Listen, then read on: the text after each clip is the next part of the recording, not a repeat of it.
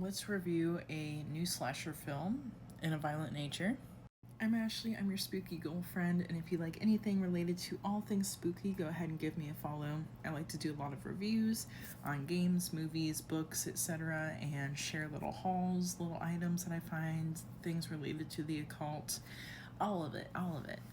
So, In a Violent Nature, this movie I would probably give a 2 out of 5. I didn't see a lot of great reviews from other people either, and I saw this with a group of friends, and all of us collectively were like, not great. I felt like the pacing of this movie was just odd.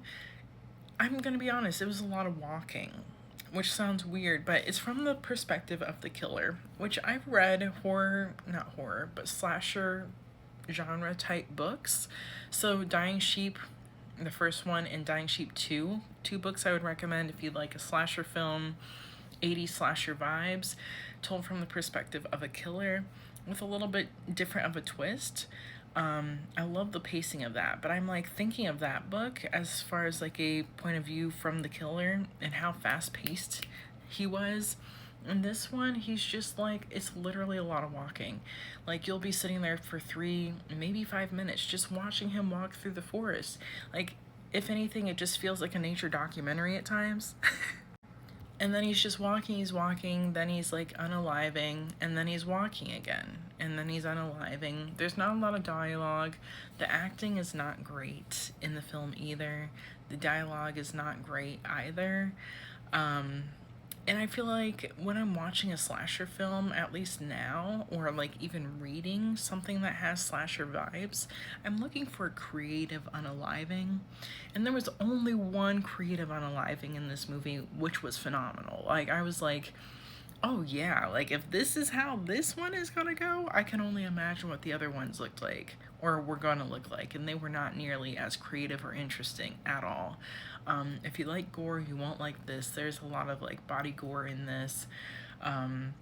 It's interesting. His approach is a little different, but again, it's that kind of like, what's his name? Does Jason do a lot of like, yeah, I think he does a lot of just walking, but it's not like this. I don't know. He's not fast paced at all. But people were right about the yoga scene. I was doing my little input for the Chainsaw Awards that Fangoria does every year. And I think one of the options was like the most creative unaliving. This was on the list. And I feel like I skipped that question because I couldn't answer it. I hadn't seen the movie yet and I didn't want to spoil that little scene for myself.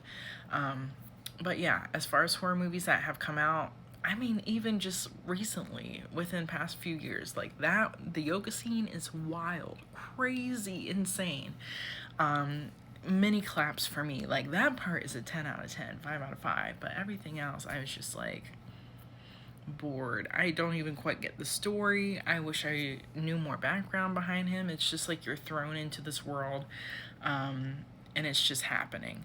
One of my friends was like, this feels like a walking simulator, like first person type game. And I was like, honestly, where it's just like you're walking, you find someone innocent and you just go ahead and get to work. So yeah, not the best. I would be interested, like if they were to make another movie in this series, to see what that would be like. But yeah, 2 out of 5 for me. But if you don't want to watch the movie, definitely go on YouTube and watch that scene by itself. It is fire. Practical effects on that one, chef's kiss.